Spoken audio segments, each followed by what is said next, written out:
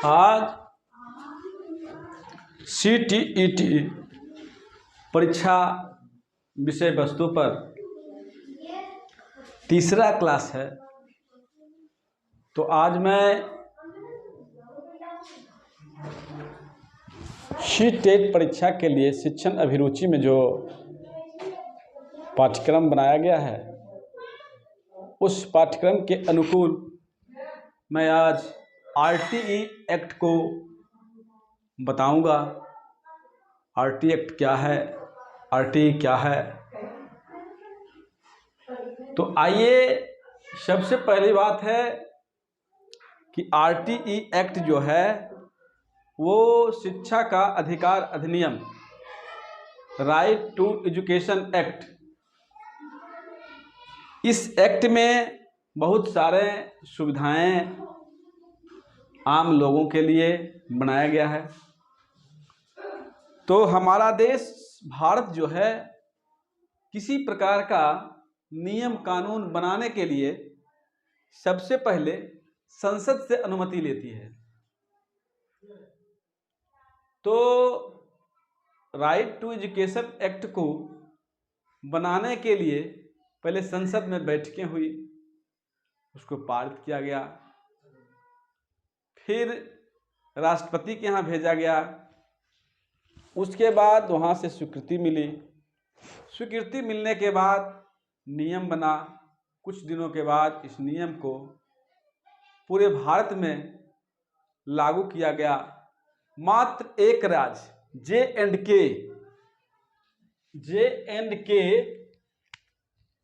Not used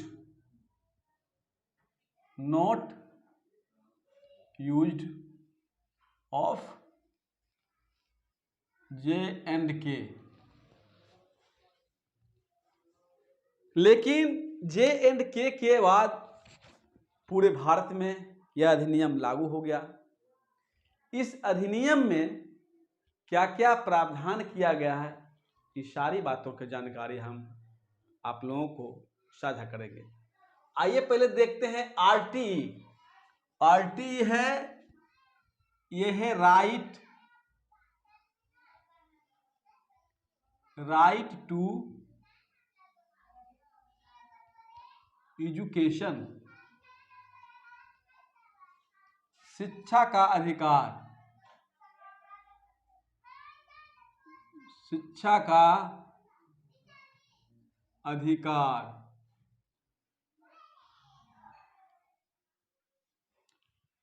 ये शिक्षा का अधिकार अधिनियम की आवश्यकता क्यों पूरी, इस पर चर्चा करना। सरकार जो होती है वे जो योजना बनाती है वे गरीब लोगों के लिए बनाती है, ताकि इस योजना से उस गरीब, निसहाय, पीड़ित, दलित समाज को सुविधा मिल सके। तो ये जो राइट टू एजुकेशन एक्ट जो तैयार हुआ है ये भी उन्हीं समाज के लोगों को के लिए सुविधा के लिए उपलब्ध कराया गया है। कोई भी नियम कानून जब बनता है तो उस समाज के जरूरत के अनुकूल कि इन्हें ये जरूरत है उनके लिए ये प्रावधान किया जाए। तो ये राइट टू एजुकेशन एक्ट जो है, इस एक्ट में बहुत सारी शिक्षा संबंधी सुविधा का प्रावधान किया गया है। तो सबसे पहले आइए, राइट टू एजुकेशन एक्ट जो है ये 2009 के अधिनियम से 2010 में लागू हुआ। उसके बाद इसमें बहुत सारे सुविधाएं हैं, शिक्षकों की सुविधाएं हैं, विद्यार्थियों के लिए सुविधाएं हैं, शिक्षण केंद्रों की सुविधाएं हैं, अन्य सारी सुविधाएं को बनाया गया है बच्चों के, गरीब लोगों के देख रेख में। तो आइए इनको हम बारीकी से ध्यानपूर्वक बारी बारी चर्चा करते हैं। सबसे पहले है right to education, RTE act जो है इसका फुल फॉर्म होता है राइट टू एजुकेशन, शिक्षा का अधिकार। शिक्षा का अधिकार जो है, सबसे पहले यहाँ देखिए सारा डेट दिया गया है। राज्यसभा में 20 जुलाई को, लोकसभा में 4 अगस्त को और राष्ट्रपति जो है 26 अगस्त को। ये तीनों जो डेट है 2009 का तिथि है, वर्ष है। राज्यसभा 20 जुलाई को स्वीकृत किया, लोकसभा 4 अगस्त को स्वीकृत किया, राष्ट्रपति 26 अगस्त को स्वीकृत किया। उसके बाद जो है ये 1 अप्रैल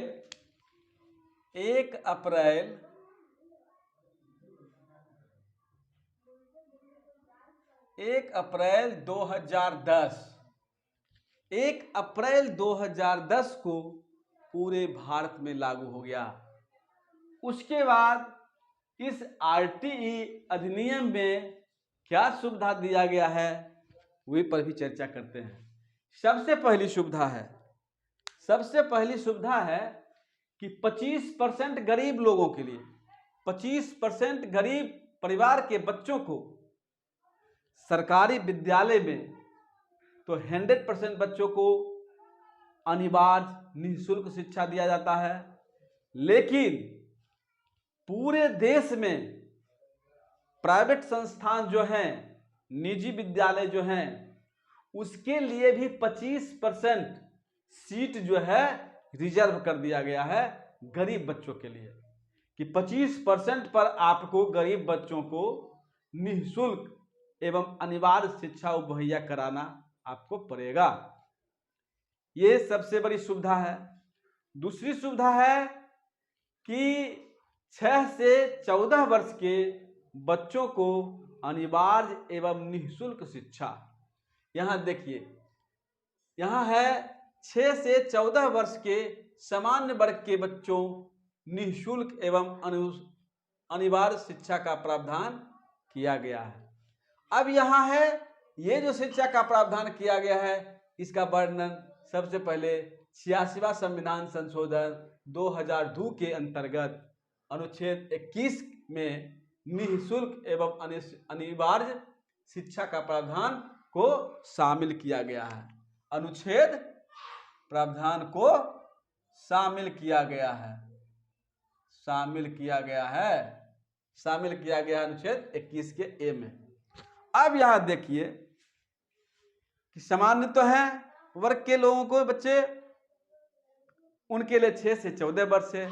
लेकिन यहां देखिए, यहां है डिसेबल, माने जो विकलांग हैं, जो हैंडीकैप्ड हैं, दिव्यांग हैं, इन लोगों को, इन समाज के बच्चे को, जो वंचित हैं, वंचित समाज के बच्चे जो हैं, वंचित हैं, इनके लिए 6 से 18 वर्ष तक के बच्चों को अनिवार्य एवं निःशुल्क शिक्षा का प्रावधान किया गया है। उसके बाद है कि जो बच्चे जिनके माता पिता या जो समाज से दूर रहते हैं, वे शिक्षा से दूर रहते हैं, उनके लिए कहा गया है कि उनको भी खोजा जाए, उनके बच्चों को भी खोजा जाए, उनके बच्चों को विद्यालय पहुंचाया जाए। उसका उम्र के अनुकूल जैसा एज है, उस एज के अनुकूल विद्यालय में नाम लिखा करके उस विद्यालय के स्तर के उसको योग्य बनाया जाए। ये एक्ट में प्रावधान है, शिक्षकों का ये दायित्व बनता है और उन्हें उसके लायक बनाना होगा। उसके बाद है कि बच्चों को निषेध, ये तो एक सुविधा दिया गया है, लेकिन इसमें कुछ निषेध भी है। आरटीई के प्रमुख निषेध हैं कि बच्चों को शारीरिक या मानसिक सजा नहीं दिया जाए, माने बच्चों को के साथ मित्रवत व्यवहार कर करके उसे सुविधा उपलाया जाए, शिक्षा उपलब्ध कराई जाए, उसके मन में किसी प्रकार की डर भय न हो कि ये गलती हो जाने पर सर हमें ये कहेंगे वो कहेंगे। नहीं, अधिकार में ये नियम जो बना है इसमें सीधे प्रावधान कर दिया गया है कि भय मुक्त शिक्षा उपलब्ध कराई जाए। अब है दूसरा, नामांकन में कोई फीस नहीं लगेगा। नामांकन में बिल्कुल फीस नहीं लगेगा। उसके बाद है सरकारी विद्यालय जो टीचर हैं उन्हें प्राइवेट ट्यूशन कराने की अनुमति नहीं है। प्राइवेट ट्यूशन कराने की अनुमति नहीं है। ये सारे क्या हैं? प्रतिषेध हैं, प्रतिबंध हैं। अब इसमें और क्या क्या सुविधाएं हैं वो भी देख लीजिए। ये राइट टू एजुकेशन एक्ट जब लागू हुआ 1 अप्रैल 2010 को, तो सिर्फ जम्मू कश्मीर ही एकमात्र ऐसा राज्य था जहां उसको लागू नहीं किया गया, क्योंकि जम्मू कश्मीर का अपना संविधान है। इस वजह से भारत का संविधान में जो प्रावधान किया गया था उसे उस संविधान के अनुकरण में नहीं लाया गया। अब आइए इसमें देखिए 1 से 5 क्लास तक में 5 टीचर 1 हेड टीचर रहेंगे। 5 जो है पीआरटी रहेंगे और 1 जो है प्रधान शिक्षक रहेंगे। और 1 to 5 में जो है वर्किंग डे यानी शिक्षण कार्यक्रम 200 दिन साल में चलाना पड़ेगा। उसके बाद 800 घंटा पर ईयर एजुकेशन उपलब्ध कराना पड़ेगा, शिक्षा मुहैया उपलब्ध कराना पड़ेगा। शिक्षकों को इतना टैक्स दिया गया है, होमवर्क दिया गया है। उसी के बाद है 6 to 8 में trained teacher TGT trained teacher जो है वहाँ कार्यरत रहेंगे और इनको जो है 220 डेज वर्क डेज माने कार्य दिवस पर ईयर 220 दिन अनिवार्य है। और per hour per year our माने 100 आवर्स, एक साल में 1000 घंटे उनको पढ़ाना पड़ेगा। 1 to 5 में जो है एक साल में 800 घंटे हैं। तो ये सारे उपलब्ध कराएंगे। अब है कि घर से 1 किलोमीटर के इर्द गिर्द, घर से 1 किलोमीटर के इर्द गिर्द एक प्राथमिक विद्यालय रहेंगे। बच्चों के घर से 1 किलोमीटर के इर्द गिर्द पहला से 5वां तक का विद्यालय का गठन का प्रावधान किया गया, ताकि बच्चे जो हैं घूमते टहलते जाएं और पढ़ करके अपना घर चले आएं। उसी तरह से 3 किलोमीटर, घर से 3 किलोमीटर के इर्द गिर्द जो है उच्च प्राथमिक विद्यालय रहेंगे। और उच्च प्राथमिक विद्यालय में 35 छात्र पर 1 शिक्षक रहेंगे और प्राथमिक विद्यालय में 30 छात्र पर 1 शिक्षक रहेंगे। इस तरह से ये आंकड़ा जो है उपलब्ध कराया गया है। नोट में एक है कि देख लिया जाए, एक शिक्षक को 1 सप्ताह में 45 घंटे काम करना है, जिसमें टीएलएम प्रिपेयर को भी सम्मिलित किया गया है। मैंने पढ़ाने के दरमियान जो घर पर 1 आवर्स का एसजीपी या लेसन प्लान या पढ़ाने की जो तैयारी करेंगे उसको भी सम्मिलित कर लिया गया है। 5 दिन का क्लास है, 7 × 5 = 35 दिन होता है। 2 घंटा जो प्रिपेयर टाइम है, 5 दूनी 10 हुआ, 35 10 45 हो गया। इस तरह से टाइम को डिवाइडेड किया गया है। अब जो है सीटेट का आज आरटीई एक्ट के अनुकूल आज का जो प्रोग्राम मैं आप लोगों को दिए हैं, इसको आप लोग बढ़िया से नोट बना लीजिए। ये नोट बहुत काम करेंगे। जो भी नोट्स लिखाए हैं परीक्षा में संभावित रूप से पूछे जाएंगे, इसकी 100% गारंटी है। और सीटेट के विद्यार्थी जो इस सब्जेक्ट को देख रहे हैं, इस सब्जेक्ट को देखिए। उसके बाद मैं अब विज्ञान का भी पीडीएफ डालेंगे।